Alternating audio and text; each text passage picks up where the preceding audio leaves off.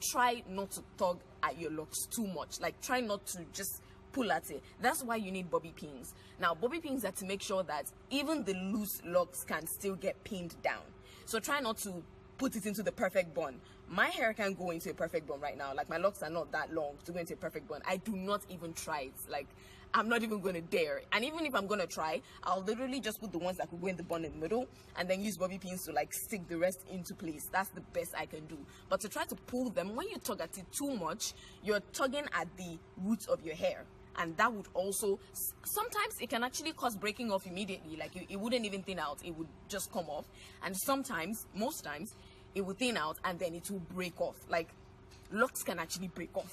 Literally, like, it can come, you can see a lock standing this way, like it can literally come off your head. So if you do not want that to happen, then try to avoid these things. Bunches. Now, bunches, the whole idea of bunches is a bit twisted because it's not necessarily a bad thing, but then it could be. If you're someone who wants to have like perfect locks, then it could be a bad thing. I have bunches in my locks. I wish I could show you right now, but I have style on and I'm not ready to take them out right now, so I can't show you. But I have bunches. What are bunches? Bunches are like when you have like the strand, your lock, when you have your lock, there are some parts of the lock that seem to just be bulky, like they just seem to be like big, and then the rest is like smooth, and then it's like a bump in your locks. Let me just call it that. It's like a bump in your locks. I'll just call it that.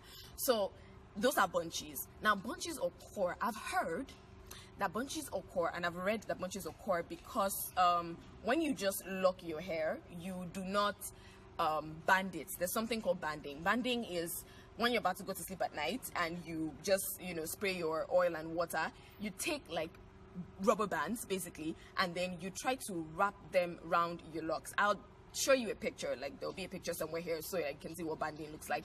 But then it's like to wrap them around your locks to stretch them.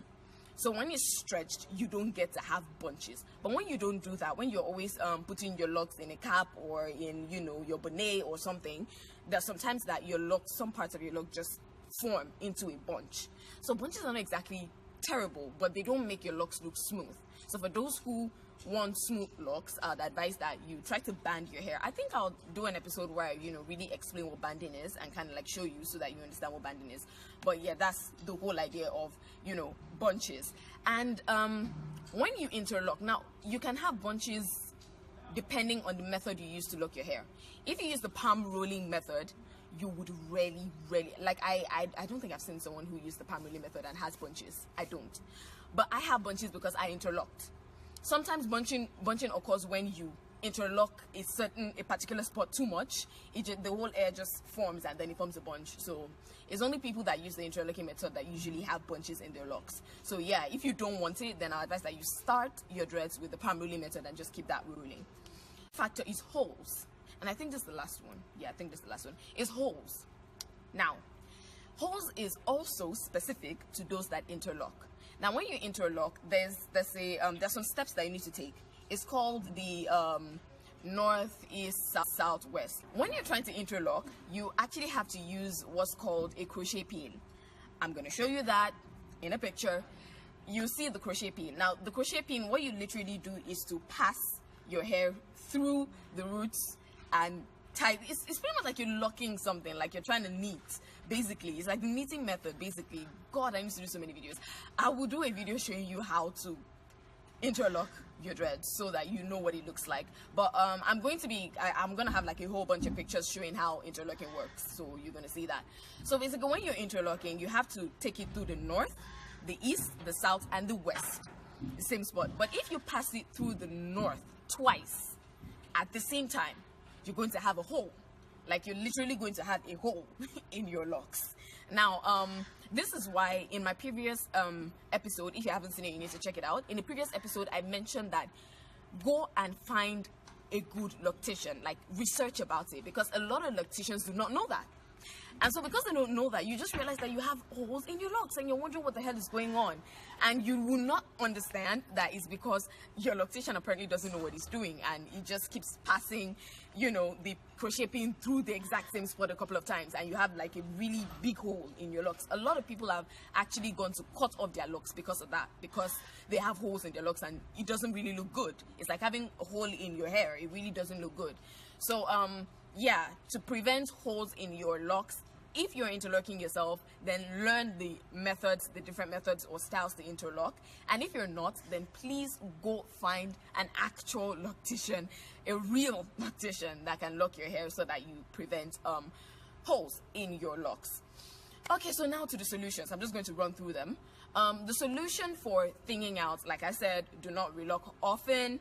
And try not to style your hair too hard. Like, try not to tug at your hair too hard. Try not to style it too often. Basically, what I do is to style my hair like this on Monday. I carry it throughout the week if I can. If I can't, I take it off by Wednesday. And during the weekend, I just let my hair fall. Like, I do not style it. I do not stress it. I don't put any pressure on my dreads whatsoever during the weekend. That's for it to breathe, basically, like to allow hair go through it and to breathe and to take time to grow. Like I said, I'm even growing out my locks right now.